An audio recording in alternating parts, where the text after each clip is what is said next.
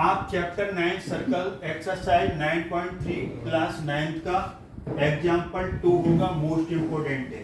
A B is a diameter of the circle. ये A B आपकी diameter figure दिया हुआ है, ए बी आपकी डायमीटर है सर्कल की। C D is a chord, ये सी डी कॉर्ड है of a circle equal to radius, radius की इक्वल है। तो हमने ओ को सी से मिला दिया, ओ को डी से मिला दिया, ए रेडियस इक्वल है। अब उन्होंने कहा एक्सटेंड ए सी को ई तक ले गए और बी डी को एक्सटेंड किया, तो ये ई पर इंटरसेक्ट कर रहे हैं। हमें बताना है कि angle A E B is 60 degree. इस एंगल को हमें 60 डिग्री बताना है, इसको 60 डिग्री बताना है।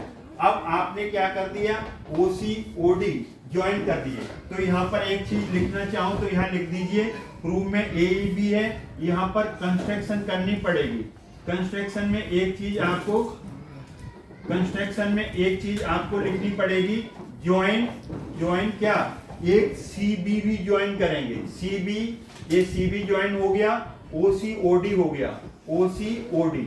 ये बस देखिए यहाँ पर, तो ओ सी ओ डी हो गया और इसको भी ज्वाइन करना पड़ेगा आपको इसके साथ। अब देखिए यहाँ पर एंगल, अब ओ सी ओ डी सी डी ये कॉर्ड रेडियस के इक्वल गिवन है, तो ये इक्विलेटरल ट्रायंगल हो गया, सारी साइड्स इक्वल हैं, तो एंगल ओ पर कितने का हो जाएगा, 60 degree. Each angle will be 60 degree in an equilateral triangle.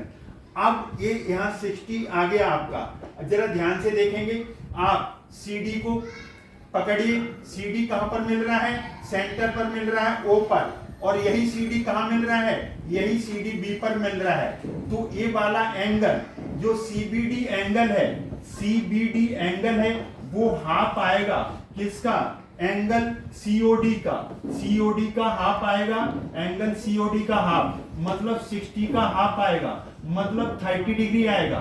ध्यान से देखिए, सी डी कॉर्ड है या सी डी आर्क है, तो ये आर्क सेंटर पर मिल रही है और यही आर्क ये कहां पर मिल रही है, बी पर, एक remaining part of the circle. तो central angle is twice. Central angle कैसा होता है, ट्वाइस। तो रीजन क्या आएगा यहाँ पर, सेंटर यहां पर लिखिए,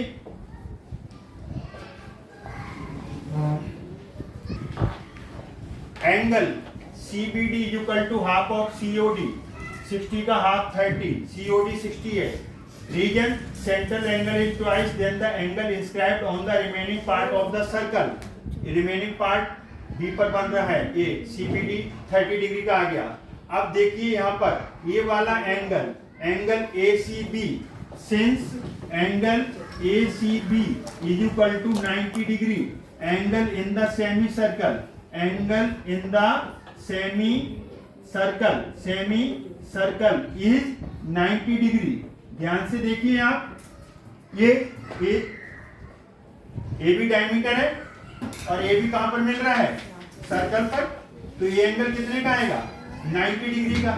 देयरफॉर इधर का एंगल 90 है, 90, तो इधर का जो एंगल है ये आपका 90 आ गया यहाँ से यहाँ तक, तो आपका BCE angle BCE is equal to 90 degree linear pair angle से निकल आएगा। देखेंगे आप, इधर का एंगल 90 है, तो इधर का भी एंगल ये कितना आ जाएगा, बोलो, ये वाला एंगल कितना आ जाएगा, 90 डिग्री आ जाएगा। 90 डिग्री आ गया कि नहीं आ गया। अब चलिए आप, ये वाला एंगल आपने अभी अभी निकाल दिया, ये वाला 90 डिग्री।